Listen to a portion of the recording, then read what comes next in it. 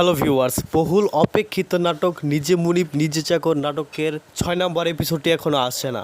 তো ভিউয়ার্স, এই নাটকের 6 নম্বর এপিসোডটি কবে আসবে? 5 নম্বর এপিসোডের মধ্যে আমরা দেখেছি যে নকল শান্তকে কিন্তু চেয়ারম্যান সাহেব ইচ্ছে মতো ধোলাই করেছে, আর সেই ধোলাইয়ের দায়ভার এবং দোষারোপ পড়বে সালামের ওপর। তো ভিউয়ার্স, এখন কি সালামের আম্মা যে কিনা চেয়ারম্যান সাহেব, সে কি এবার তার বুদ্ধিমত্তা দিয়ে এবং সালামের কথা শুনে সালামকে এবার রক্ষা করবে, নাকি নকল শান্তের কথা শুনে সালামকে মারধর করবে? তো ভিউয়ার্স, কি হতে যাচ্ছে নিজে চাকর নিজে মুনিব নাটকটির 6 নম্বর এপিসোডে? এবং বন্ধুরা, এই নাটকের 6 নম্বর এপিসোডটি কবে আসতে চলেছে, তো তারই সকল কিছু আপডেট থাকছে আজকের এই ভিডিওটিতে। তাই ভিউয়ার্স, ভিডিওতে লাইক দিয়ে চ্যানেলটি সাবস্ক্রাইব করে ধৈর্য সহকারে সম্পূর্ণ ভিডিওটি দেখুন, কারণ ভিউয়ার্স সম্পূর্ণ ভিডিওটি দেখতে পারলে আপনারা জানতে পারবেন নিজে চাকর নিজে মুনিব নাটকটির 6 নম্বর এপিসোডটি কবে আসতে চলেছে, তারই সকল কিছুর আপডেট। তাছাড়া ভিউয়ার্স, আপনারা যদি এই চ্যানেল নতুন দর্শক হয়ে থাকেন তাহলে অবশ্যই চ্যানেলটি সাবস্ক্রাইব করতে পারেন, কারণ আমরা প্রতিনিয়তই এই সকল বাংলা নাটকের রিভিউ এবং নাটকের আপডেট দিয়ে থাকি। তো ভিউয়ার্স, রওজা মূলত এই বাড়ির পালিত মেয়ে, আর সে কিন্তু খুবই অহংকার করে যাচ্ছে।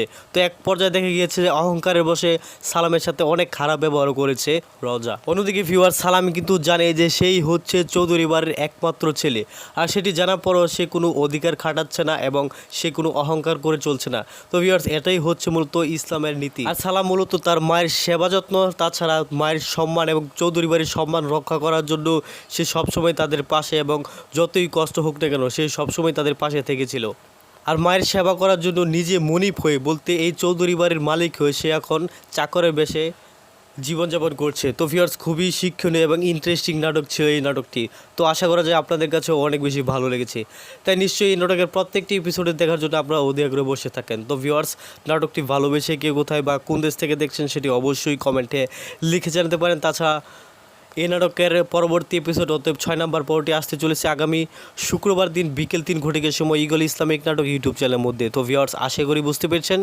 সকলে ভালো থাকবেন, সুস্থ থাকবেন এবং সেই সাথে পরবর্তী ভিডিও দেখার মতো জানিয়ে আজকের মতো এখানেই আল্লাহ হাফিজ।